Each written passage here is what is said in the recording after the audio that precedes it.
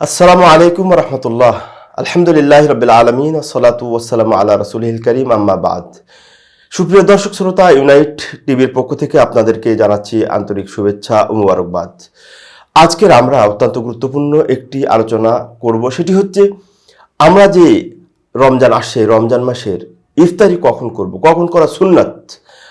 তো আমরা যদি রাসূলুল্লাহ সাল্লাল্লাহু আলাইহি সাল্লাম এবং সাহাবাদের ইফতারির সময়টি দেখি, তাহলে দেখব যে নবী সাল্লাল্লাহু আলাইহি সাল্লাম যেমন সময় হওয়ার সাথে সাথে ইফতারি করতেন, এমনিভাবে তার প্রিয় সাহাবীগণ সময় হওয়ার সাথে সাথে ইফতারি করতেন এবং এটাই সুন্নত। এ ব্যাপারে আল্লাহ নবী সাল্লাল্লাহু আলাইহি সাল্লাম বলেছেন, মা জাহালান নাসু বিখাইরিন মা আজ্জালুল ফিতরা।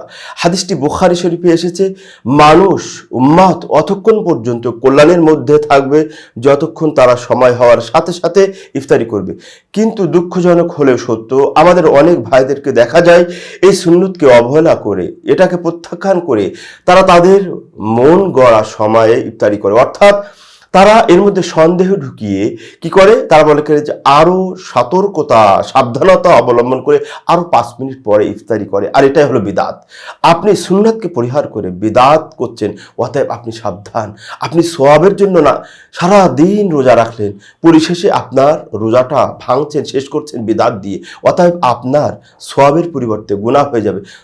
তাই আসুন সুপ্রিয় ভাই এবং বোনেরা, সুপ্রিয় দর্শক শ্রোতা, আমরা রোজা এবং সকল ইবাদত কেন্দ্রিক বিদআতকে পরিহার করে সুন্নাহকে আঁকড়ে ধরি, সুন্নাহর অনুসরণ করি এবং দেরি করে সাহরি খাবো এবং সময় হওয়ার সাথে সাথে ইফতারি করব। আল্লাহ আমাদের তৌফিক দান করুন, আমিন।